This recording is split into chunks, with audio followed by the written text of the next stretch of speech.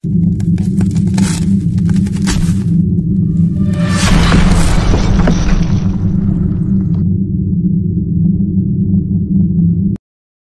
bilezik.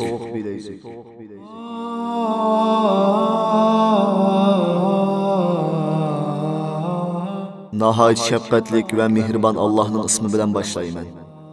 Assalamu alaikum ve rahmetullahi ve berekatuhu. Tövende İslam çakarlar görüp biz tayyorlagan hicret tarixlaridan Soğuk bilezik degan eserini anlatışını başlaymiz. Soğuk bilezik.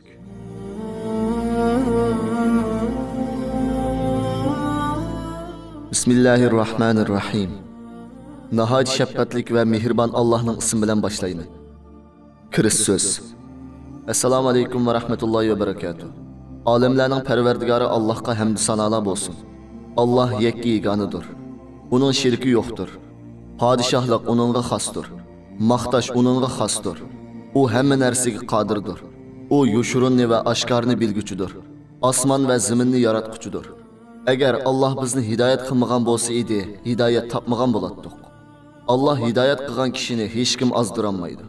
Allah azdırğan kişini hiç kim hidayet qılanmaydı. Cümleden mən bir azğın yigit idim. Allah bana hidayet vermegen bolsa, mən azğınlıq içinde özümge ve ata-anamga ziyan yetkizgen bolatdım. Meni hidayet qılğan Allah özünün yolunda her türlü musibetler bilen sınap, kalbimni özüge mayıl qılğan, özünün yolunda bütkül hayatımni en addi qılıp yaşaş, müminlerge xar, kapırlarga izzetlik boluşqı yüzlendirgen Allah'a ve yani günahlarımga tövbe qilish fursatini bergen Allah'a, özünün uluğluğuna layık maqtaşlar bolsun.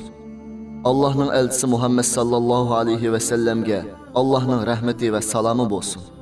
O kişiye bütün insaniyetke hediye kılıngan rahmettir ve ata kılıngan nimettir. O bizge Allah'ın elçilikini toluq yetkizdi. Amanetini ada kıldı. O bu ümmet üçün en köp eziyet tartqan kişidir. İnsanlar küfrü karangılıqda tınırqab, azğınlıq patqaqlarda ezveylep yürgen peyitde, ulanı Allah'ın vehisi bilen ve güzel ahlakı bilen iman nuruğu çağırdı. Peygamber aleyhisselamның sahabilerden Allah razı olsun ki, ula din üçün barlığını pida qılğan. Allah razılıq üçün hicret ve cihat qılğan. Rahat parağatlik turmuşdan Allah üçün vaz keçip, dünyanın her qaysı jaylarga asmandaki yulduzlardek çiçilip, Allah'ın diniga yardım bergen kişilerdir. Ula bizge öz hayatını örnek kılıp kaldırıp ketdi. Peygamber aleyhisselamның aile tavabatlarına Allah'ın rahmetleri bolsun. Hürmetlik anlıqçılar. Ben bu esirimni bira qimmat yaratish yoki obro'y tepishni maqsad qilmadim. Faqatla Allah uchun hijrat qilish oson deb o'ylab, bu ne'matni zoya qilib qadriga yetmagan qarindoshlarimga nasihat bo'lib qolsa ajab emas degan umidni yozdim. Men yozuvchi yoki shoir emas. Shunga yozmamda ko'p qo'lashmagan yerlar bo'lishi mumkin. Tushuniksiz bo'lgan yerlarni tuzitib qo'ygaysizlar. Bu asar ko'p hajmlik bo'lg'achqa hikoya shaklida yozildi. Bu asarni o'qigan har bir qarindoshlarimga deydiganim shuki, ey qarindishim, o'zingizning iman nuriga erishgan tarixingizni, nimishqa hijrat qilganingizni, qandoq hijrat qilganingizni, nega hijrat qilganingizni, hozir qayerda ekanligingizni, nimish qilayotganligingizni, sizga hijrat uchun yordam bergan barliq qarindoshlaringizga nima deydiganligingizni, hijrat uchun nimalardan ayrilib, nima kunlarni ko'rayotganingizni tafsiliy bir o'ylanib beqishingizni tavsiya qilaman. Soğuk bilezik. Birinci qism. Qarmoqqa bu nahayat cho'ng turmi bo'lib, bakmu mustahkam ko'rinadi. To'qliq ichildigan qatmoqat darvozalar bor edi. Biz o turmining 4 darvozasidan bir-birlab tekshirilib, 4-darvozadan keyin bir bo'shliqda turg'izildik. U yerning oldi tarafida yana bir darvoza ko'rinyotdi.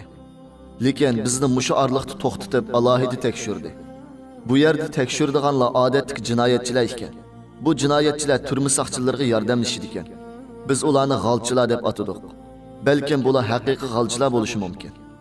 Ular narsalarimizni bir-birlab tekshirdi va har bir narsalarimizni to'qliq tekshirish mashinasi bilan tekshirdi. Hatto badanimizni tekshirmagan hech yer qolmadi. Ondan uchimizni tam tarafga qartib, qip-yalang'och holda 20 qitim o'ltirib turg'izdi. Ondan chochlarimiz va quloqlarimizga tafsili qaragandan keyin bizga "Inishinglar" dedi. Biz xuddi namozda ruku qilgandek tamga qarab inishdik. Keynimizde köp saqchi ve g'alchilar ve köndürülgen turmi itleri bor edi. Biz enishgandan keyin narimizni tekshirganligini bilamsiz. Buni keyin so'zlab beray inshaalloh. Keyin bizni shu yalang'och holda 5-darvozani ilib kirdi. U yerning ichi boshqa bir dunyo edi. Bu vaqtda biz faqat ishorat bilan so'zlashgan edik. Endi bu yerda oq maykili g'alchilar bizni kutib oldi. Bu yer turma ichi bo'lib, yangi keldaxonlarni kutib olish o'rni ekan. Turma saqchilari bizning Xitoy tilini bildiganligimizni bilib, bir Xitoyni tarjimonlikka ilib kelibdi. Tarjimonning vositasi bilan turma xodimi bizdan qisqa bir arxiv oldi. U vaqtda namoz shamga yaqinlashib qolgan edi. Biz ularga, biz musulmon, namoz o'qiymiz desak, ular kiyimlarimizni berdi. Keyin namozni shu yerda o'qidik. Ondan heli Xitoy tarjimon bizni bu turmaning cho'ng ho'ylisiga 2 qator qilib silingan, qamlari yog'och baldoqliq cho'ng kamerga ilib keldi. Biz yotoqqa kirib, yotoq ichidagi ko'rinishga qarab, ajablanganlikdan jim turib qoldik. Chunki bu kamerning ichi to'lim ichinishlik edi. Endi men sizga yotoq ichini aynan tasvirlab beray. Yotoqning uzunligi 30 metr, kengligi 7 metr bo'lib, eng oxir tarafda nihoyat sisiq purab turadigan hojatxona bor ekan. Kamerning kirish eshigi yog'ochdan yasalgan 2 qanotli eshik ekan. Bu eshiklar kamer oldi timining o'ttiriga qo'yilgan ekan. Eshikdan kirgan o'ng tarafda Maryam va Isoga taqlid qilingan cho'ng butba bo'lib, xristianlar bu haykalning oldida ibodat qiladi ekan. Bu haykalning oldi nihoyat pokiz bo'lib, bu yerda faqatla ibodat qilinadi ekan. Kamer ishigining so'l tarafida buddistlar iloh deb da'vo qildigan ularning eng cho'ng ilohi Nirvana buti bor edi. Bu butlar to'lim surlik va nihoyat cho'ng edi. Har ikkilisi nihoyat cho'ng bo'lib oltin hal berilgan edi. Bu butlarning oldinlarida chiroyli gullar va mevalar chiziqliq edi. Bularga qarab qalbim shunchalik azoblandi. Men ilgari butlarni Sonokong filmida ko'rgan. U vaqtda ancha bilinmabdi ekan. Ammo hozir mening qarab turayotganim bo'lsa, Rabbimga nisbat berilayotgan tosh edi. Hozirgi azoblanishim o'tmishda o'tgan har qanday bir azobni besib tushadi. Men hozirgacha eng azoblangan 2 vaqt bo'lib, biri dal mushu vaqt edi. Yana birini inshaalloh asarning oxirida so'zlab beraman. Bu kamerda yotoqni boshquradigan boshliq bor ekan. U o'z huquqini xuddi soqchilarga o'xshash yurgizatdi. Biroq u odam bizga yaxshi muomala qildi. U odam bizga tarjimon orqali nima kerak bo'lsa menga qo'rqmaydinglar deydi. Va menga yaqin joyda yetinglar deb, heliqi butning oldini ko'rsatib, bu yer bek pokiz, bu yerda yetinglar dedi. Bu yerda but tursa biz qandoqmi yotamiz? Biz yotoqning eng oxirgi tarafini tanladik. Ular, "Hey, u yer bek meynat, kasallar ko'p. Bu yerda yotgan, bu yer pokiz. Yotoq boshlig'ining yonida yotsang, texim yaxshi" deydi. Biz yanada yotoqning oxirini tanladik. Ular, "Qayerni desang mayli" deb biz degan yerni berdi. U yer yotoqning eng oxirgi bo'limi bo'lib, hojatxonaning temiga tutishib turadi. Biz u tomga yo'linib yotdik. Biz yotilgan yerimizga berib, xuftan namozini o'qidik. Heliqi shahid ukam imom bo'ldi. Biz namoz o'qib bo'lib, bir-birimizga qarindoshlar Allohga duo qilaylik deyishdik. Men boshda 2 qo'limni ko'tarib, "Ey Alloh, holimizni ko'rib turibsan. Ko'z oldimizda sana nisbat berilayotgan butlar turibdi.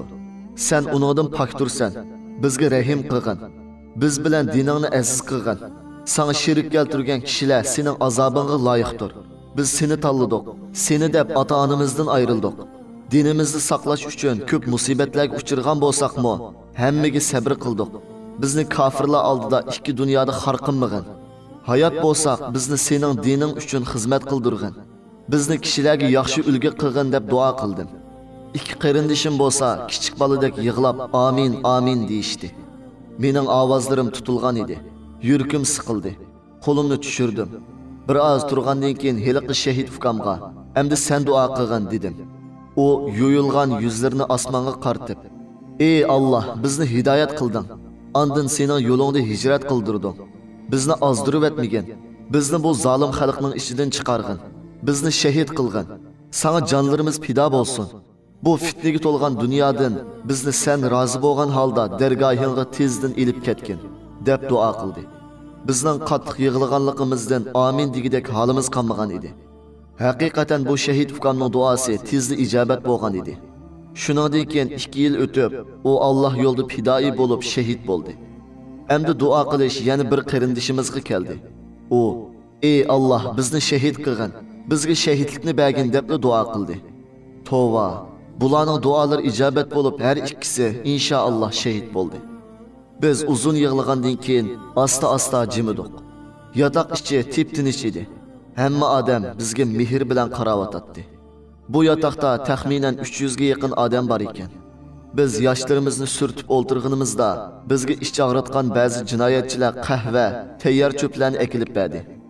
Bu qitimliq anglitishimiz mush yerda oxirlashdi. Keyingi anglitishimizni ko'rishkichi sizlarni Janobi Allohga topshirdik. Assalomu alaykum va rahmatullohi va barakatuh.